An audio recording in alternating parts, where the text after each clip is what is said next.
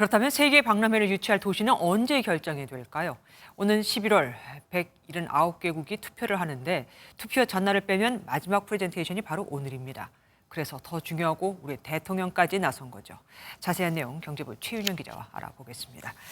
최 기자, 네. 대통령이 직접 발표에 나설 정도로 엑스포를 부산에 유치하겠다는 그 의지가 아주 강력합니다. 네, 윤석열 대통령은 이번 4차 프레젠테이션의 마지막 주자로 나서서 5분간 영어로 왜 부산이 엑스포 개최의 최적지인지 이유를 설득력 있게 전달할 예정입니다. 네. 대통령이 직접 나서서 부산 유치의 진정성과 강점을 극대화하려는 전략인데요.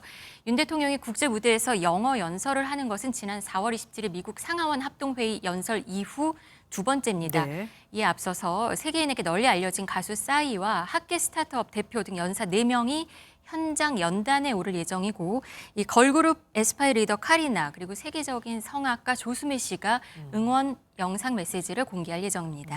프랑스 시내를 돌다 보면 우리 부산 엑스포 유치 광고가 많이 눈에 띈다고 들었습니다. 네, 최근 그렇습니다. 지금 프랑스 파리의 소위 목 좋은 장소에는 한국 기업이 내건 부산 엑스포 광고가 모두 노출돼 있습니다. 네. 부산 다방이라는 것도 만들어졌고요.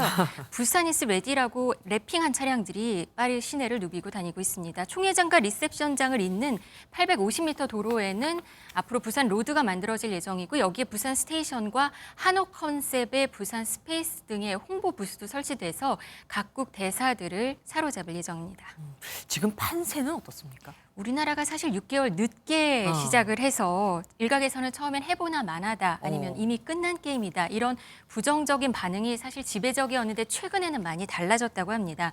최근 태평양 도서국 정상들을 한국으로 초청해서 정상회담을 갖는 등 정부가 전방위적으로 유치 활동에 나섰고 기업들도 전 세계를 누비면서 설득 작업을 한 끝에 지금은 사우디아라비아를 거의 따라잡았다라는 분석이 나오는 상황이고요.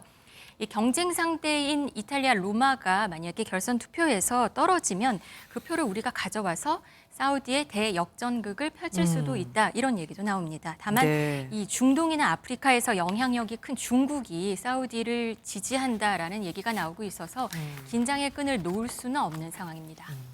그렇다고 사우디가 가만히 있겠습니까? 네, 오늘도 우리보다 30분 앞서서 프레젠테이션을 사우디가 진행을 합니다. 한국을 방문했던 빈살만 왕세자의 행보도 주목이 되는데요.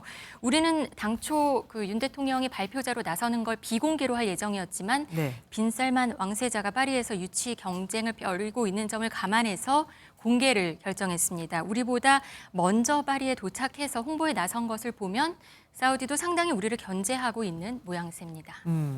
오늘 총회가 끝난 후 일정은 어떻게 됩니까? 네, 내일은 리셉션이 있습니다. 이 리셉션도 사실 중요한데요. 대한민국 주최 공식 리셉션입니다. 네, 공식적으로 BIE 회원국들을 모두 초청해서 비전과 콘텐츠를 알리는 실질적인 교섭의 장인데요. 여기에도 윤 대통령이 참석하고 재계 인사도 모두 참석합니다. 이 리셉션에는 BIE 179개 회원국에서 대표단 자격으로 최소 3명씩 총 500여 명이 참여합니다. 예, 잘 되면 좋겠습니다. 지금까지 최윤영 기자와 함께했습니다.